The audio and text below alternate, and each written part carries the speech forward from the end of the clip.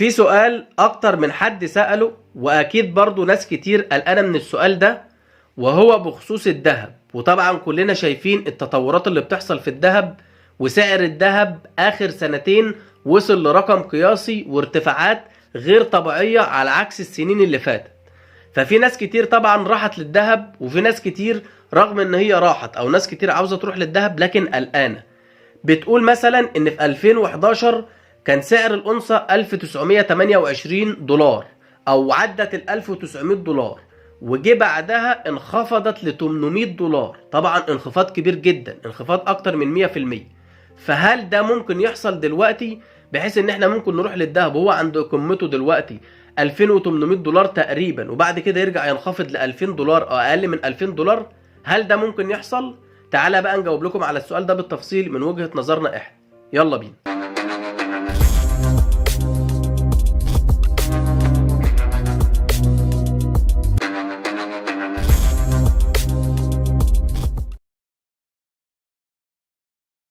السلام عليكم اعزائي متابعي قناه بنوك مصر. قبل ما نخش في موضوع الحلقه بنستاذن حضراتكم لو بتتفرجوا علينا ولسه مش مشتركين في القناه تنزلوا تشتركوا في القناه وتفعلوا خاصيه الجرس على الكل عشان يصلكم كل الاحداث والحلقات الجديده خلال الفتره الجايه، لانها مهمه جدا. وطبعا اهم حاجه ما تنسوش تدعمونا باللايك على الحلقه. خلونا بقى نخش في موضوع حلقتنا على طول. وطبعا زي ما قلنا في مقدمه الحلقه، في ناس كتير قلقانه من ان سعر الذهب بعد ما يصل لاعلى قمه تاريخيه ليه، وتقريبا دلوقتي بيلامس مستويات ال 2800 دولار للأونصة، ممكن يرجع ينخفض تاني ل 2000 دولار للأونصة، واقل من 2000 دولار 1900 و1800 واقل من كده كمان. وطبعا ده هيأثر بشكل مباشر على المحلي. فلو انت بتتعامل عالمي او محلي، هل ده ممكن يحصل وبالتالي تقلق منه فتقلل شويه من شرائك للذهب، او اصلا ما تروحش للذهب عشان ده ما يحصلش وتبقى الخساره كبيره جدا؟ طبعا قبل ما اجاوب لك على السؤال ده هقول لك ان الاجابه دي او دي وجهه نظرنا احنا الشخصيه، ودي طبعا في الاول وفي الاخر يا جماعه توقعات، وارد تحصل ووارد لا. واحنا شايفين ان كل يوم في متغيرات وكل يوم في جديد، واحداث طبعا مش طبيعيه بتخلي الدنيا تتشقلب في ثانيه. فطبعا ده توقع شخصي ودي وجهه نظرنا الشخصيه مش اكتر. ممكن حضرتك ما تبقاش مقتنع بيها او ما تاخدش بيها مسلم 100%. انا وجهه نظري ان اللي حصل في 2011 وان سعر الأونصة بعد ما عدى 1900 دولار يرجع تاني ل 800 دولار صعب جدا يحصل دلوقتي. ليه؟ لان اول حاجه احنا بقالنا تقريبا 3 سنين او اكتر من 3 سنين منذ جائحه كورونا 2020، بنتكلم في 4 سنين اهو اكتر، سعر الذهب في مستوى ارتفاع، في منحنى مرتفع، بل كمان ان كل سنه عن التانيه مستوى الارتفاع ده بيزيد اكتر واكتر. الطفره دي ما حصلتش في سنه واحده عشان نقول ان ممكن الانخفاض ده يرجع يحصل تاني. طبعا هو الارتفاعات قويه، وطبعا هي الظروف دلوقتي متغيره بشكل كبير، والتوترات الجيوسياسيه، وكل شويه بقى جائحه كورونا، حرب روسيا واوكرانيا، حرب فلسطين مع اللي ما يتسموش اللي ربنا ينصرهم عليهم ان شاء الله، الانتخابات في امريكا، التضخم والدولار والفايده الامريكيه والكلام ده كله. فكل شويه في متغيرات. طبعا هو ده من شأنها بترفع الذهب، ووارد اما الدنيا دي كلها تستقر والاحداث دي كلها تستقر سعر الذهب يهدى شويه ويستقر شويه. لكن اعتقادي الشخصي، بكرر تاني اعتقادي الشخصي، صعب يحصل اللي حصل في 2011. انا وجهة نظري ان حتى لو الدنيا هدت شوية من كل الاحداث اللي قلناها دي، وجينا في سنة كده كل حاجة دي انتهت والدنيا بقت تمام وبقى في سلام في العالم كله ومفيش اي احداث ولا في توترات، انا اعتقادي ان سعر الأونصة مش هيقل عن ال 2000 دولار، بل كمان صعب بنسبة كبيرة ان هو يرجع تاني ل 2000 دولار للأونصة، لان احنا بنتكلم دلوقتي في 2800 دولار للأونصة، واغلب التوقعات ممكن بتتكلم في 2900 و 3000 دولار. ممكن على نهاية 2024 ما يصلش 3000 دولار بالظبط، لكن اغلب التوقعات بتقول ان في 2025 هيوصل ل 3000 دولار. فصعب جدا ان بعد ما يصل ل 3000 دولار ينزل ل 2000 دولار، وخصوصا ان خلاص اغلب الاتجاه بقى للذهب. والفترة الجاية حتى لو التوترات الجيوسياسية وحرب روسيا واوكرانيا انتهت وحرب فلسطين انتهت وربنا ينصرهم ان شاء الله وكل ده انتهى، هتخش في قصة ان الفدرالي هيبتدي واحدة واحدة يخفض الفايدة، وبالتالي الاتجاه كله هيروح للذهب، مش هيروح للدولار ولا سندات ولا اذون الخزانة الامريكية. وبالتالي برضو سعر الذهب هيفضل مرتفع.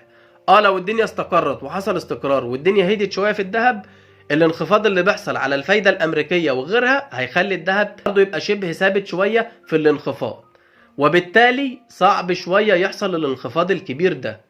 وهرجع اكرر النقطة الاساسية في الذهب، ان انت بتشتري الذهب استثمار وحفظ قيمة فلوسك على المدى المتوسط والمدى الطويل، مش المدى القصير. مش معنى ان انت اشتريت النهاردة وبعد كده انخفض بعد شهر او بعد شهرين او بعد سنة تبقى انت تقول ان انا خسرت وخسرت الجلد والسقط وانا ضعت والكلام ده كله. ده غلط جدا في الذهب. الذهب استثمار على المدى المتوسط والمدى الطويل، اقل حاجة 3 سنين و4 سنين عشان تشوف وضعك في الذهب رايح على فين. فطبعا طالما انت بتشتري حفظ قيمة فلوسك على المدى المتوسط والمدى الطويل، ما تقلقش خالص من النقطة دي. مهما كان هتلاقي نفسك ربحت في الذهب، ومهما كان هتلاقي حافظت على قيمة فلوسك في الذهب. حتى لو انخفض بعد كده هتلاقي قيمة فلوسك محفوظة زي ما هي.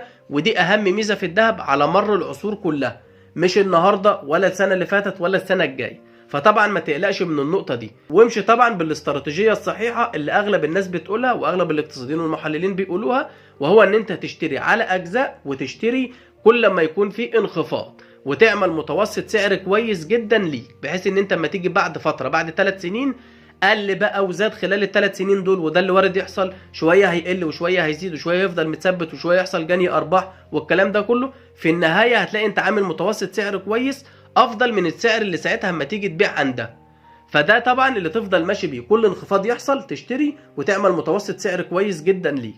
وطبعا ما تعملش العكس، وكل ما يبقى في طفره في الذهب زي مثلا دلوقتي ويبقى عند قمه تاريخيه ليه عالميا ومحليا تجري تشتري عشان هيزيد اكتر من كده. ده غلط جدا. الشراء في اوقات الانخفاض حتى لو في قمه تاريخيه ليه وعمال يزيد كل شويه، انتظر في فتره من الفترات كل شويه اما يبقى في قمه تاريخيه بيحصل جني ارباح، وبعد كده بيهدى وبيستقر وبينخفض شويه، تشتري بقى في النقطه دي. حصل بقى بعدها العكس، وبعد فترة فضل ثابت وبعد كده ابتدى يزيد ويوصل لقمة تاريخية تانية، حابب انت تبيع بقى بيع.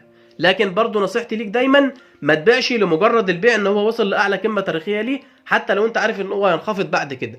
وده ليه؟ لان انت شريك حفظ قيمة فلوسك على المدى المتوسط والمدى الطويل. هتاخد فلوس كاش مش هتبقى عارف تروح بيها فين، وهتلاقي قيمتها بتقل.